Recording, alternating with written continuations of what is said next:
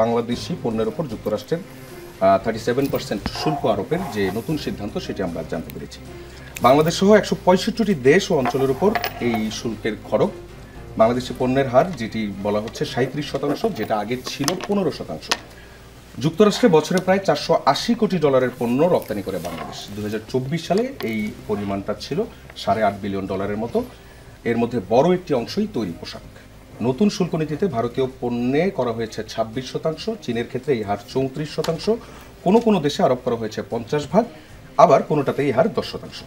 যুক্তরাষ্ট্রের পণ্যে আবার বাংলাদেশে প্রবেশের ক্ষেত্রে সেক্ষেত্রে আমরা যে শুল্কটা আরোপ করি সেটা হচ্ছে 74%। প্রশ্নটা হচ্ছে বাড়তি শুল্কের প্রভাব কিভাবে পড়বে, বিশেষ করে পোশাক শিল্পে? বাংলাদেশের যে পোশাক শিল্প সেটা তো শুধু যুক্তরাষ্ট্র নির্ভর নয়। যুক্তরাষ্ট্র একটা বড় বাজার আমাদের, কিন্তু আমাদের আরও বাজার আছে।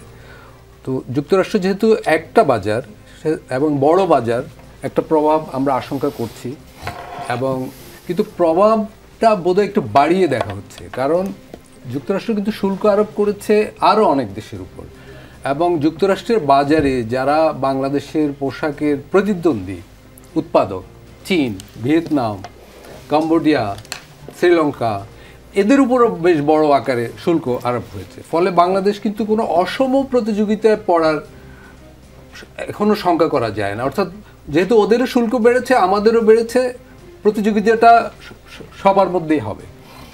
এবং এই শুল্কের তো খরচ বা মানে দায়টা বসবে যুক্তরাষ্ট্রের ক্রেতারা।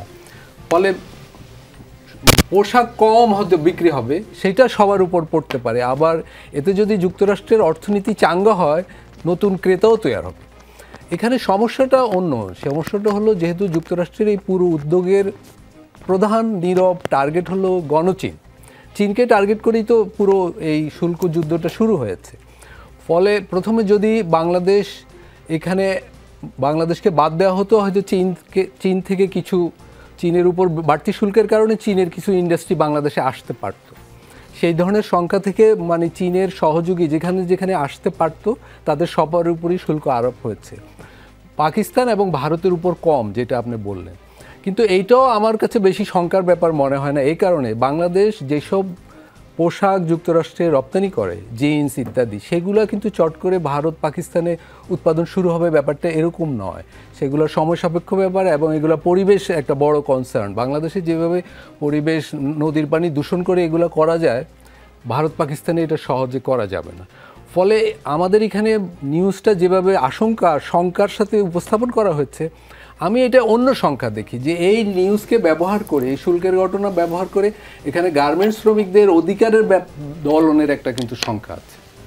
সেইটা আমি মনে করি একটা সংখ্যার দিক। কিন্তু বাংলাদেশ এখানে অসম প্রতিযোগিতা পড়বে এরকম কোনো সম্ভাবনা নেই। তবে পুরো ব্যাপারটা নিয়ে একটা অনিশ্চয়তা আছে। এই শুল্ক যুদ্ধ কী চেহারা নেবে বাস্তবে বাজারে, সেটা দেখার জন্য আমাদের কিছুদিন অপেক্ষা করতে হবে।